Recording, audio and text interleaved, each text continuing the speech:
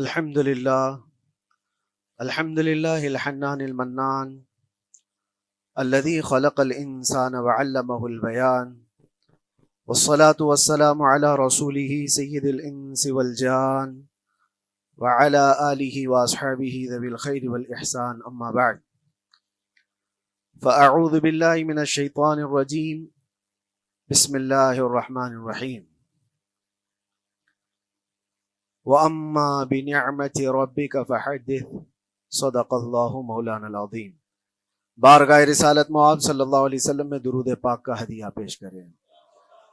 اللہم صلی علی سیدنا و مولانا محمد معدن الجود والکرم وآلہ واصحابہ الکرام وابنہ الکریم وبارک وسلم صلاة دائمة سرمدا ابدا۔ قرآن عظیم میں اللہ رب العزت ارشاد فرماتا ہے وَقَلِيلٌ مِّنْ عِبَادِيَ الشَّكُورِ، میرے بندوں میں شکر کرنے والے بہت کم ہیں۔ اور یہ بات صحیح ہے کہ بندے پر بے شمار نعمتیں اللہ تعالیٰ عطا کیا ہے، بے شمار ہیں۔ وَإِن تَعُدُّوا نِعْمَتَ اللَّهِ لَا تُحْصُوهَا، اگر تم اللہ کی نعمتوں کو گننا چاہو گے تو شمار نہیں کر سکو گے۔ شیخ سعدی رحمۃ اللہ تعالیٰ علیہ فرماتے ہیں کہ تمہارا ایک سانس لینا بھی نعمت ہے، سانس کا باہر نکالنا بھی نعمت ہے، اور اگر صرف سانسوں کی نعمتوں کا شکر ادا کرنے پر بندہ بیٹھ جائے تو پوری عمر اس کی تمام ہو جائے۔ باقی نعمتوں کا کیا ہے؟ بے شمار نعمتوں سے نوازا ہے اللہ تعالیٰ نے، لیکن انسان کی فطرت میں یہ بھی ہے کہ کبھی ایک چیز کی کمی محسوس ہوتی ہے تو وہ واویلا مچاتا ہے، بہت شور کرتا ہے کہ مجھے یہ تکلیف ہوئی، وہ تکلیف ہوئی۔ اس کے صحت کے زمانے کو وہ یاد نہیں کرتا، مصیبت کے زمانے کو بہت جلدی یاد کرتا ہے۔ اسی لیے شکر گزار بندے بہت کم ہیں۔ عادت یہ ڈال لیں جب مصیبت آئے، کوئی تکلیف آئے تو ہمارے اندر یہ احساس پیدا ہو جائے کہ میرے گناہ اس سے بھی بڑی مصیبت کے لائق تھے، اللہ نے کم مصیبت عطا کی۔ جب کوئی بیمار ہو جائے، جب کبھی کسی آفت میں مبتلا ہو جائے تو یقیناً درد تو ہوتا ہے، آدمی سہن نہیں کر پاتا، لیکن احساس دل میں یہ پیدا کرے اگر وہ انصاف کرنے پر آئے رب تبارک و تعالی میرے ہر گناہ کے بدلے بڑی بڑی سزائیں دے سکتا ہے، میں چھوٹی سی سزا میں ملوث ہوں، اللہ کریم اس کا شکر ہے۔ اسی طرح سے میرے عزیزو ایک بات میں آپ کو بتاتا ہوں، خاص طور پر ہمارے قید کے زمانے میں بہت سارے ایسے قیدی جیل کے اندر جانے کے بعد ان کے حالات ایسے ہو جاتے ہیں، وہ نا امید اور مایوس ہو کر کفریہ جملے بکنے لگ جاتے ہیں۔ ان کے حالات ایسے ہو جاتے ہیں کوئی خدا نہیں، اگر ہوتا تو ہماری سنتا۔ بہت کچھ عبادتیں بھی کرتے ہیں، نہیں جب قبول ہوتی ہے تو مایوس ہو جاتے۔ تو یہ تو اندر کے حالات ہیں، باہر بھی کسی کے ساتھ ایسا ہو سکتا ہے۔ میں تو 10 سال سے دعا کر رہا ہوں، اولاد ہی نہیں ہوئی، کوئی یہ کہتا ہے۔ شادی ہو گئی، 10 سال ہو گئے، بچے نہیں ہو رہے ہیں۔ کوئی یہ کہتا ہے کہ میری بیٹی کا رشتہ ہی نہیں ہو رہا، ہر وظیفہ کر لیا، ہر دعا کر لیا، پھر یہاں سے نا امیدی، ناشکری۔ یہ جملے انسان کو کہاں تک پہنچا دیتے ہیں۔ ایک بات میں آپ کو بتاؤں، مولا علی کرم اللہ وجہہ الکریم کی یہ حکمت بھری بات ہے۔ ارشاد فرماتے ہیں جب کبھی مصیبت آئے اللہ کی طرف سے تو یہ امتحان ہے یا سزا ہے، کیسے پتا چلے؟ ظاہر سی بات ہے، ہر کوئی یہ کہتا ہے یہ تو اللہ کی طرف سے امتحان ہے، آزمائش۔ ہم بھی اندر تھے تو یہ بار بار احساس دلایا جاتا تھا، اور بعض لوگ یہ کہتے تھے کہ اللہ کی طرف سے آزمائش ہے، امتحان ہے، اس کو گزار لیجیے۔ بعض مرتبہ امتحان ہے اور بعض موقعوں پر سزا ہے، اور سزا کب ہے اور امتحان کب ہے یہ کیسے پتا چلے؟ بہت بڑا فارمولہ ہے۔ مولا علی کرم اللہ وجہ الکریم فرماتے ہیں جب کبھی تم پر کوئی مصیبت آئے تو یہ دیکھ لینا ان مصیبتوں کے دن میں تم اگر اللہ سے زیادہ قریب ہو گئے ہو، دعا زیادہ کرنے لگ گئے ہو، وظیفے زیادہ کرنے لگ گئے ہو، تو اس کا مطلب ہے کہ اللہ تعالیٰ تم کو امتحان میں رکھا ہے۔ اور اگر مصیبتوں کے آنے کے بعد بندہ دور ہو جاتا ہے اللہ سے، پھر وہ بپھر جاتا ہے، گناہ زیادہ کرنے لگتا ہے، تو سمجھ لو یہ سزا میں ملوث ہے۔ اب سب کی زندگی میں یہ مصیبتیں جب آتی ہیں تو خود اپنے آپ کو ریئلائز کرے، احساس کر کے دیکھے کہ مصیبت آئی ہے تو میرے ہاتھ میں تسبیح آ گئی یا پھر گالی گلوچ، مصیبت یا آفت آئی ہے میرے گھر پر تو میں عبادت اور نماز کی طرف زیادہ جا رہا ہوں یا پھر عیش و عشرت کی طرف زیادہ جا رہا ہوں، تو تمہیں خود پتا چل جائے گا کہ تم اللہ کی طرف سے امتحان میں ہو یا پھر سزا میں ہو۔ میرے عزیزو، بہت مقامات ایسے ہیں جہاں پر بظاہر مصیبت کی حکمت ہمیں نہیں معلوم ہوتی کہ کیوں آئی یہ مصیبت، کیوں دی گئی ہے ہمیں ایسی تکلیف۔ اسی کا نام تقدیر ہے کہ اللہ تعالیٰ کے لکھے ہوئے پر راضی رہنا یہ مومن کی شان ہے۔ مومن کو ہمہ وقت اللہ تبارک و تعالیٰ کی طرف سے لکھی ہوئی اس تقدیر پر راضی رہنا ہے۔ آپ کو میں ایک بات بتا دوں، حضرت ابو جندل ایک صحابی ہیں، مکہ مکرمہ میں ایمان لائے، رسول پاک صلی اللہ تعالی علیہ وسلم جب ابھی مکہ میں تھے، اس وقت غریب صحابہ کو کفار مکہ، مشرکین مکہ کس طرح سے پکڑ کر مارتے تھے، کیسے کیسی سزائیں دیا کرتے تھے۔ اسی اسنا میں اللہ کے نبی صلی اللہ علیہ وسلم ہجرت کر کے مدینے تشریف لے گئے، لیکن جو ابو جندل تھے یہ قید میں تھے، قید میں تھے، ان کا باپ خود ان کو قید میں رکھا ہوا تھا، اور ایسی قید کہ زنجیریں بندھی ہوئی رہتی تھی، مسلسل کئی سال گزر گئے۔ حضور پاک صلی اللہ تعالی علیہ وسلم کی ہجرت کے 6 سال گزر جانے کے بعد 7واں سال تھا جب آپ کو بتاؤں حدیبیہ کا وہ منظر پیش آیا جس کو صلح حدیبیہ کہا جاتا ہے۔ تقریباً 1400 صحابہ کے ساتھ رسول کریم صلی اللہ تعالی علیہ وسلم عمرہ کرنے کے لیے آئے، لیکن اس وقت مکہ کے کفار و مشرکین مکہ سے تقریباً 35 کلومیٹر باہر دور آپ کا راستہ روک لیا، کہا ہم آپ کو عمرہ کرنے نہیں دیں گے، آپ کے اصحاب کو، آپ کے صحابہ کو ہم مکہ میں انٹر ہونے نہیں دیں گے۔ جنگ جیسی نوبت آ گئی تھی، لیکن حضور پاک صلی اللہ تعالی علیہ وسلم اور صحابہ احرام پہن کر کے عمرہ کرنے کے لیے آئے، تو پھر درمیانی راستہ یہ اختیار کیا گیا۔ حضور پاک صلی اللہ علیہ وسلم نے فرمایا کہ ہم صلح کر لیتے ہیں، کچھ ایگریمنٹ ہو جائے ہمارے اور تمہارے درمیان، جنگ نہیں کریں گے، آج سے جنگ بندی ہو جائے۔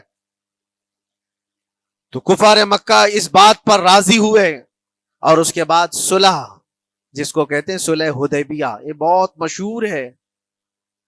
صلح حدیبیہ ہوئی، اس میں سارے پوائنٹس جو لکھے گئے تھے ایگریمنٹ کے اندر وہ سب مکہ والوں کی حمایت میں زیادہ تھے، دبا کر کے انہوں نے صلح کی تھی اس طرح سے ان کے الزام کے مطابق، یعنی اگر کوئی مکہ سے بھاگ کر مدینے جائے تو انہوں نے ایگریمنٹ میں لکھایا تھا کہ آپ کو وہ شخص ہمیں واپس کرنا پڑے گا، اور اگر مدینے سے کوئی بھاگ کر ہمارے پاس آئے تو ہم اس کو اپنے پاس رکھیں گے، ہم باہر واپس نہیں بھیجیں گے۔ تمہارا کوئی آدمی ہمارے پاس آ گیا بھاگ کر کے، یا ہمارا ہی وہاں رہنے والا کوئی آدمی آ گیا آپ کی امان سے نکل کر کے، تو ہم اس کو اپنے پاس رکھیں گے۔ ایسی بہت ساری شرطیں تھیں، میں کیوں کہہ رہا ہوں یہ بات سن لیجیے۔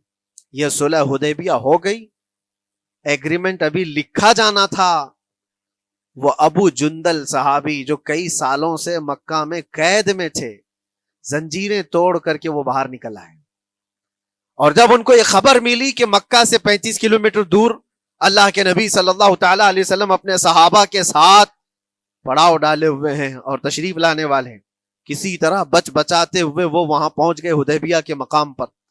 جیسے ہی وہ پہنچے صحابہ میں ایک شور ہو گیا، صحابہ جانتے تھے کہ کتنے سالوں سے ابو جندل قید میں ہے، طرح طرح کی اذیتیں اٹھاتا ہے، بہت مصیبتیں اٹھائی ہیں ابو جندل نے۔ دیکھا ان کے جسم پر پورے زخموں کے نشان تھے، ہاتھوں اور پیروں میں زنجیریں لٹکی ہوئی تھیں۔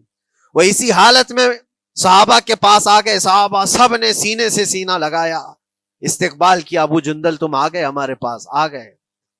اب بات سنو، بڑی حیرت کی ہے، ایگریمنٹ لکھا جا رہا تھا اور ابو جندل مکہ سے فرار ہو کر کے آئے تھے۔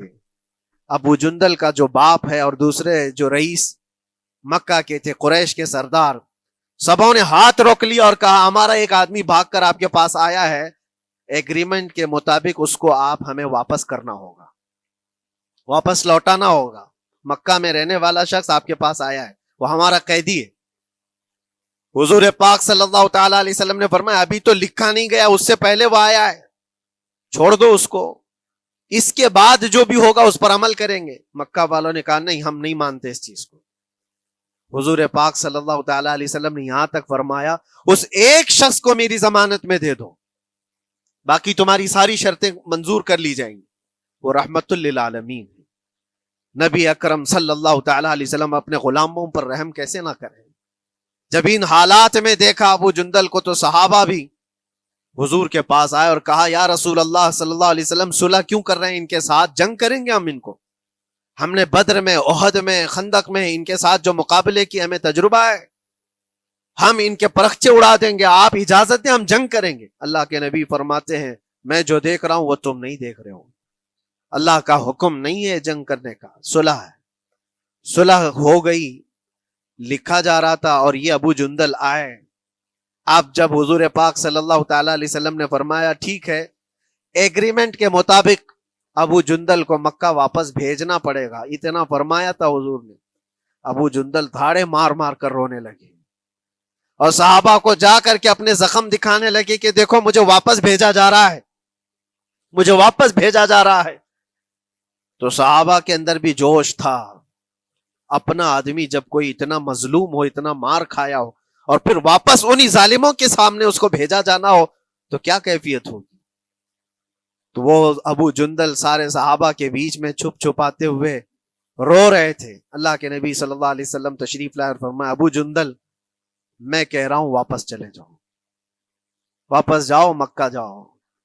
تو انہوں نے کہا یا رسول اللہ صلی اللہ علیہ وسلم ان زخموں کے ساتھ واپس جاؤں؟ اللہ کے نبی صلی اللہ علیہ وسلم نے فرمایا ہاں ابو جندل، اللہ کی مرضی یہی ہے، اور اللہ کا نبی وہی کہتا ہے جو اللہ کی مرضی ہوتی ہے۔ یہ میں کہہ رہا ہوں بظاہر تکلیفوں کی حکمت ہمیں معلوم نہیں ہوتی، لیکن ہمیں عمل کرنا چاہیے۔ نبی پاک صلی اللہ تعالی علیہ وسلم کا جب حکم ہوا، ابو جندل انہی زنجیروں کے ساتھ ان کے باپ کے حوالے کر دیے گئے، وہ گھسیٹتے ہوئے لے جا رہا تھا، گھسیٹتے ہوئے واپس انہی قیدیوں کی طرح لے جا رہا تھا۔ سب کی آنکھوں میں آنسو تھے، لیکن حکمت الہی کیا ہے یہ کون جانتا ہے۔ بظاہر اللہ تبارک و تعالیٰ کی طرف سے یہ دی ہوئی آزمائشیں، یہ تکلیفیں، اس کی حکمت وہ بہتر جانتا ہے۔ جب ابو جندل کو واپس کیا گیا، ایک سوال اٹھتا ہے میرے عزیزو، یہ میں قید کی حالت میں رہ کر کے ایک شخص نے مجھ سے سوال کیا تھا، آپ تو اللہ کے نبی صلی اللہ تعالیٰ علیہ وسلم کی ناموس کی بات کرتے ہو، حضور کی محبت کی بات کرتے ہو، ان کے عشق کی بات کرتے ہو، اور یہ بھی کہتے ہو کہ نبی پاک صلی اللہ تعالیٰ علیہ وسلم دستگیری کرتے ہیں، اپنے غلاموں کی مدد کرتے ہیں، تو اتنے دنوں سے کیا آپ نے حضور کو نہیں پکارا؟ کیا رسول پاک صلی اللہ تعالیٰ علیہ وسلم سے محبت اور عشق کی بات کے بعد آپ نے بھیک نہیں مانگی؟ اس وقت یہ واقعہ یاد آیا، میں تو ابو جندل کے پاؤں کے ناخن کی مٹی کے برابر بھی نہیں۔ وہ صحابی رسول تقریباً ان کے متعلق کہا گیا ہے 6 سے 8 سال تک وہ ان کی قید میں رہے، تو کیا رسول پاک صلی اللہ علیہ وسلم کو خبر نہیں تھی؟ خبر تھی، لیکن ہوتا ایسا ہے کہ جو جتنی محبت کرتا ہے اتنے ہی امتحانوں سے گزارا بھی جاتا ہے، اس کو امتحان دینے پڑتے ہیں۔ اسی لیے بار بار میں یہ بات کہتا ہوں، حضور پاک صلی اللہ تعالی علیہ وسلم کی ناموس کی بات کرنا، عظمت رسالت کی بات کرنا، یہ حلوے پراٹھے کھانے کا نام نہیں ہے، یہ شہادت گہے الفت میں ہے قدم رکھنا۔ لوگ آسان سمجھتے ہیں مسلمان ہونا، حضور پاک صلی اللہ تعالی علیہ وسلم کی شریعت طاہرہ کو بچانے کے لیے ہی تو، حضور کی ناموس کی حفاظت کے لیے ہی تو مولا امام حسین نے اپنی گردن دے دی، اپنے بچوں کی قربانی دے دی، اپنا عیش آرام سب تیاگ دیا۔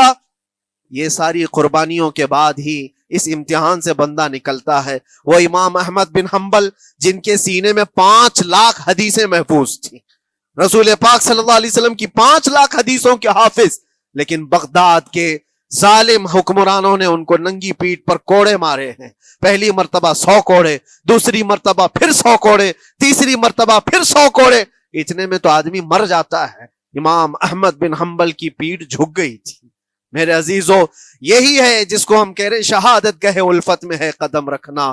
اگر تم سچا ایمان رکھتے ہو تو پھر آزمائش بھی ہوگی. اللہ کریم قرآن میں فرماتا ہے فَلَيَعْلَمَنَّ اللَّهُ الَّذِينَ صَدَقُوا وَلَيَعْلَمَنَّ الْكَاذِبِينَ. اللہ تبارک و تعالیٰ ضرور آزمائے گا سچا کون ہے اور جھوٹا کون ہے. مصیبتیں آئیں گی، آندھیاں آئیں گی، لیکن جمے رہو، ڈٹے رہو. اللہ رب العزت سے کبھی بھی اپنا رشتہ نہ توڑو. اور جو تمہارے اندر ایمان ہے، توکل اور یقین ہے، ذرا برابر بھی فرق آنے نہ پائے. آج نہیں قبول ہوئی کل ہوگی، کل نہیں قبول ہوئی پرسوں ہوگی، کبھی نہ کبھی تو دعا قبول ہوگی. دنیا داروں کے دروازے کھٹکھٹاتے ہیں تو ایک نہ ایک دن دروازہ کھلتا ہے. وہ ارحم الراحمین ہے، وہ ارحم الراحمین ہے، دروازے کھولتا ہے، لیکن وہ بہتر جانتا ہے کس وقت دروازہ کھلنا چاہیے. ہم اپنی مرضی کے مطابق رب کو نہیں چلا سکتے. مولا تعالیٰ جیسا چاہے ہمیں ویسا چلنا چاہیے. ایک بات اور میں بتا دوں سید، یہ تو دوسرے لوگوں کی بات ہے جس میں ہمارے قصور ہیں، ہمارے جرم ہیں، ہمارے گناہ ہیں، جس کی وجہ سے مصیبتیں آئیں گی. لیکن اللہ کے نبی کا کوئی گناہ نہیں ہوتا. جو نبی ہوتے ہیں وہ معصوم ہوتے ہیں. سیدنا یوسف علیہ الصلوۃ والتسلیم اللہ کے نبی، اللہ کے نبی ابراہیم علیہ السلام کے بیٹے اسحاق علیہ السلام، اسحاق علیہ السلام کے بیٹے یعقوب علیہ السلام، یعقوب علیہ السلام کے بیٹے یوسف علیہ السلام، جن کی نسل میں انبیاء کرام، جو پورا خاندان نبوت کا ہے، وہ یوسف علیہ السلام کن کن مقامات سے گزارے گئے. پہلے بھائیوں نے کنویں میں پھینک دیا، اور اس کے بعد اس زہریلے کنویں سے وہ نکالے گئے. جنگل میں کوئی نہیں تھا جب ان کے بھائیوں نے کنویں میں پھینکا تھا. اس وقت ایک قافلہ جا رہا تھا، انہوں نے ڈول ڈال کر کے نکال لیا اور پھر لے کر کے گئے. یہاں سے کنویں سے تو نکالے، لیکن آگے کی زندگی کیا ہے؟ مصر کے بازار میں لے جا کر قافلے والوں نے بیچ دیا. یوسف علیہ السلام پھر خریدے گئے. کس کے ہاں؟ عزیز مصر، بادشاہ مصر کے گھر میں. اور وہاں پر زلیخا آپ پر فدا ہوئی. پھر آپ پر الزام بھی لگایا گیا، اور اس الزام کی بنیاد پر آپ کو جیل بھیجا گیا. اللہ کے نبی کے دامن پر پیوند تو ہو سکتا ہے، دھبا نہیں ہوتا. کسی گناہ کا تصور بھی وہ نہیں کرتے، وہ معصوم ہوتے ہیں. لیکن بغیر کسی قصور کے، بغیر کسی جرم کے آپ کو جیل بھیجا گیا. یوسف علیہ الصلوۃ والتسلیم جیل جب گئے، وہ نبی ہو کر کے، اور اس کے بعد دن کٹتے رہے. دن کیسے؟ ہفتے، ہفتے کیا مہینے، مہینے کیا سال. یوسف علیہ الصلوۃ والتسلیم کے 7 سال گزر گئے. جب کبھی کسی انوسینٹ کو، بے قصور آدمی کو تکلیف دی جاتی ہے تو اس کو احساس زیادہ ہوتا ہے. اور جرم کی وجہ سے جب کوئی تکلیف میں آتا ہے تو کمپرومائز کر لیتا ہے، میں ایسا غلطی کیا تھا، مجھے یہ جھیلنا پڑ رہا ہے. لیکن جس کا جرم ہی نہیں، نہ کردہ گناہ کی سزا جب دی جاتی ہے، بندہ بہت بکھر جاتا ہے، ٹوٹ جاتا ہے. لیکن وہ اللہ کے نبی تھے. توکل کیسا تھا، یقین کیسا تھا، صبر کے ساتھ نکالے. لیکن ایک بہت پیاری بات ہمیں ملتی ہے میرے عزیزوں، وہاں قیدی اور بھی تھے، اور یوسف علیہ السلام کو اللہ تعالیٰ نے ایک معجزہ عطا کیا تھا. وہ خوابوں کی تعبیر سچی سچی بتاتے تھے. خواب کی تعبیر ہوا کرتی ہے، جو بھی خواب دیکھتا آدمی اس میں اشارہ ہوتا ہے اللہ کی طرف سے. تو 2 قیدیوں نے خواب دیکھا تھا. یہ قرآن پاک کے سورہ یوسف میں پورا موجود ہے، 12ویں پارے میں. 2 قیدیوں نے خواب دیکھا، اپنا اپنا خواب انہوں نے بیان کیا یوسف علیہ السلام کو. ایک قیدی نے دیکھا کہ وہ سر پر روٹیاں رکھ کر کے لے جا رہا ہے اور پرندے نوچ نوچ کر کھا رہے ہیں. دوسرے نے دیکھا کہ وہ انگوروں کو نچوڑ کر کے اس کے رس پی رہا ہے. تو انہوں نے بتایا یوسف علیہ السلام کے پاس ایسا ایسا ہم نے خواب دیکھا ہے، اس کی تعبیر کیا ہو سکتی ہے؟ سیدنا یوسف علیہ السلام فرماتے ہیں میں دونوں کے خواب کی تعبیر بتاؤں گا، لیکن اس میں سے ایک بندہ، اس سے آپ نے کہا تو وعدہ کر کے میرا بھی کام کرے گا، میرا بھی ایک کام ہے تو کرے گا. 7 سال گزر گئے تھے. جو بادشاہ مصر تھا وہ بھی بدل چکا تھا، جس نے قید میں ڈالا تھا وہ ختم ہو گیا، دوسرا آیا، تیسرا آیا، جو بھی آیا، لیکن حکومت بدلی ہوئی تھی. تو خواب کی تعبیر بتانے سے پہلے ایک قیدی سے یوسف علیہ السلام نے کہا کہ میرا کام تو کرے گا. اس نے کہا ہاں آپ جو کہیں گے میں کروں گا. تو سنو، تعبیر یہ ہے، جس کے سر پر روٹیاں رکھی ہوئی اور کوے کھا رہے تھے یا پرندے کھا رہے تھے، اس کی تعبیر یہ ہے کہ عنقریب تجھ کو موت کی سزا سنائی جائے گی. وہ غمگین تھا. دوسرے سے کہا تو انگور کے رس نچوڑ کر پی رہا تھا، تیرے خواب کی تعبیر یہ ہے کہ عنقریب تجھ کو رہا کر دیا جائے گا، تو آزاد ہوگا، اور تجھ سے ہی میرا کام یہ ہے کہ آزاد ہو کر جائے گا تو تم موجودہ وقت کے جو بادشاہ ہے شاید اس کی فوج میں شامل ہو جائے یا اس کے سپاہیوں میں وزیروں میں، تو میری یہ بات اس تک پہنچا دینا، پچھلے 7 سالوں سے بے گناہ بے قصور ایک قیدی اندر ہے، اس کو آزاد کر دیا جائے، اس کو آزاد کر دیا جائے۔ اس نے کہا بالکل، اگر میں چھوٹا تو آپ کا ایک کام ضرور کروں گا۔ سنیے بات، چند دن نہیں گزرے تھے کہ اس ایک قیدی کو موت کی سزا ہو گئی، اس کو موت کی سزا سنائی گئی اور پھانسی ہو گئی۔ دوسرا یہ جو قیدی جس کو آپ نے رہائی کی خوشخبری دی تھی، اس کی بھی رہائی کی خوشخبری آ گئی، وہ آزاد ہو گیا۔ لیکن قرآن پاک میں ہے آزاد ہو کر جب جاتا ہے آدمی تو پچھلا بھول جاتا ہے، اکثر ایسا ہی ہوتا ہے، کیا جیل کے دوست کون تھے کیا تھے کچھ پتا نہیں، اور آدمی تو یہ سوچتا ہے دوبارہ کبھی ادھر کے دروازے کو بھی نہ دیکھو، آیا اور بھول گیا۔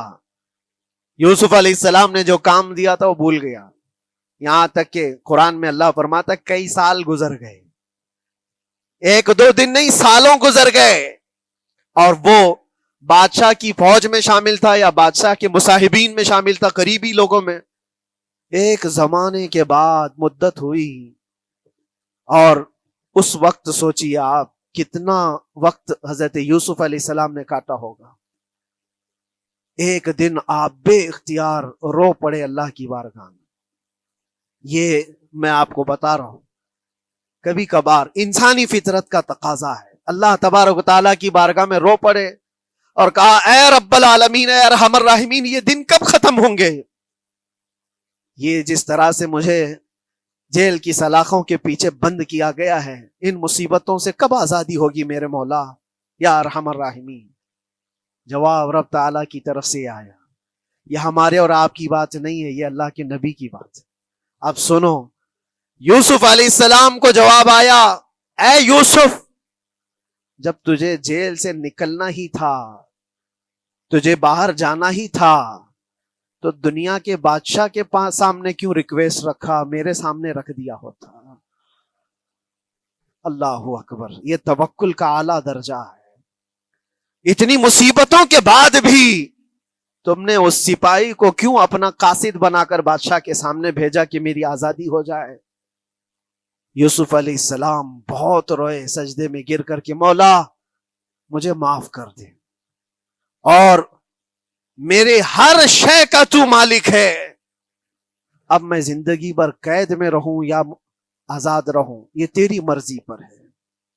میرے عزیزو، پھر یوسف علیہ السلام کے ساتھ کیا ہوا؟ بادشاہ نے خود ایک خواب دیکھا اور وہ پریشان تھا، خوابوں کی تعبیر کوئی بتا نہیں رہا تھا۔ تب اس قیدی کو چھوٹے ہوئے کو یاد آئی بات کہ جیل میں ایک آدمی ہے جو سچی سچی تعبیر بتاتا ہے۔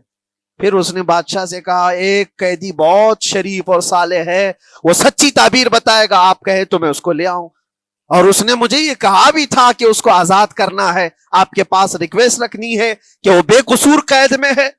بادشاہ نے معلومات حاصل کی اور اس کے بعد پروانہ دے دیا کہ اس قیدی کو آزاد کیا جائے جس کو بے قصور رکھا گیا ہے، اور میرے خواب کی تعبیر بتائی جائے۔ یوسف علیہ الصلوۃ والتسلیم کو لوگ آئے لینے کے لیے۔ اب یہاں منظر اور ہے میرے عزیزوں، کہا کہ بادشاہ نے خواب دیکھا، اس کی تعبیر بتائے۔ آپ نے تعبیر تو بتا دی کہ کیا ہونے والا ہے اگلے 7 سالوں میں بادشاہ کے ساتھ، یہ ساری تعبیر بتائی، لیکن جب آزاد کرنے کی بات آئی تو آپ نے کہا رہنے دو، اب مجھے قید میں رہنے دو، اس لیے کہ آپ کو یہ احساس ہوگا کہ میں بادشاہ کے پاس کیوں رکھا ہے اس مقدمے کو۔